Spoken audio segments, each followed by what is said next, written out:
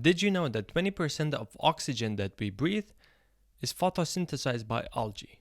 Apparently, cyanobacteria or algae was the very first organism to make photosynthesis. Algae from water, CO2 and sunlight created organic compounds and released oxygen. Even today, cyanobacteria contributes to 45% of global primary production in oceans, which means that still algae contributes to the oxygen that we breathe quite significantly. And while our focus most of the times goes to rainforest, we should not neglect the ocean sustainability because it's around 70% of our Earth's surface. So the next time you breathe, please remember about algae. However, too much of algae can be also harmful, as it can create harmful algae blooms, which can cause eutrophication and the death of aquatic systems. But about this I talked in the video about seaweed. Another interesting fact that cyanobacteria exist nearly in every single environment, from cold and hot deserts to super hot springs and hypersaline environments. Obviously, depending on the environment they are living at, they consist of different compounds and different properties. Basically, algae contains of lipids, carotenoids, vitamins, chlorophylls, carbohydrates, phytonutrients, proteins, and minerals, and etc. Currently, algae is being used as a food, feed ingredient, as a soil amendment, or as an oil, where later it is processed to dietary supplements and to leftover biomass or proteins. Okay, let's take an example of oil as a nutritional supplement. Have you ever heard of omega-3 fatty acids?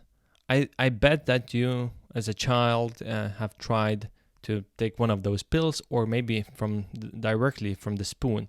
As far as I remember, the taste wasn't very pleasurable to me.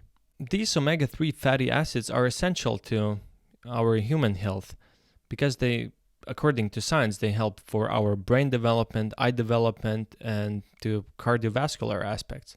There is over 40,000 of research papers.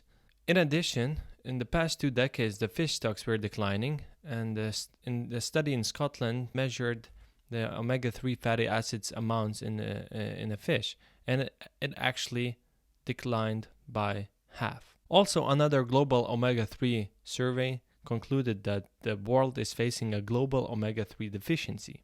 Therefore, primary sources such as algae must be exploited. So there are already companies who are producing algae-based omega-3s, which is fantastic, though they are all using slightly different technologies, ranging from heterotrophic fermentation to phototropic photobioreactors, flat panels, open pond systems, and so on. I decided to go to Algae Park, which is part of our university, to see how all these systems looks like in reality. So here they're researching entire microalgae process chain. Here you can see examples of how research of scaling up production processes would look like in a photobioreactor. Everything starts with a small batch at the lab scale, and volumes are increasing tenfold in every step to see if the production levels and species activity remains the same. Of course, in theory, everything looks super promising, but as with all good things, there are some challenges to overcome. 2021 study of Spanish consumers explained that most of the consumers are not aware of health and environmental benefits of algae-based products, and most importantly, there are no habits of eating such thing in our daily dishes. Next to all, the green color. This is the pill of algae spirulina, but the green color is not always attractive, and also the smell reminds a little bit of fish food. So there are some companies who are already trying to produce odorless and tasteless algae strains. Next to all this, I decided to go to the local health store to check out omega-3 fatty acids products available. So in total, I found 55 products, and most of them were based on fish, which contains oils from salmon, cod, anchovies, krill, and so on. I found only 5 products based on algae, which is already something, but then I started comparing the prices. For example, for same concentration pill of recommended 500 milligrams of omega-3 fatty acids costs around 15-20 euro cents per pill based on fish oils, while algae ones cost around 50 cents per pill. So even though I know many benefits, environmental health benefits of algae-based omega-3 fatty acids, still for me as a student it's a little bit a hard choice.